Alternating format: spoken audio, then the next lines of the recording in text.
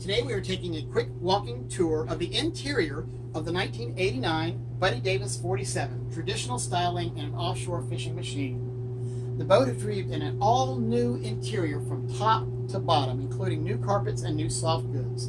The dinette, which is leather, was also a recent addition. The boat comes with a Samsung flat-screen TV, plus DirecTV, and all the entertainment options you could want.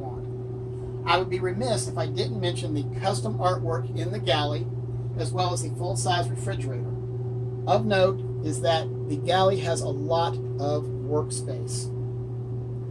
Moving forward, there's a washer-dryer just to starboard there with that hatch, and a crew head with an enclosed shower. To port is a twin bunk room. And then, of course, moving forward, there is a wonderful island master berth and a private head for the owner.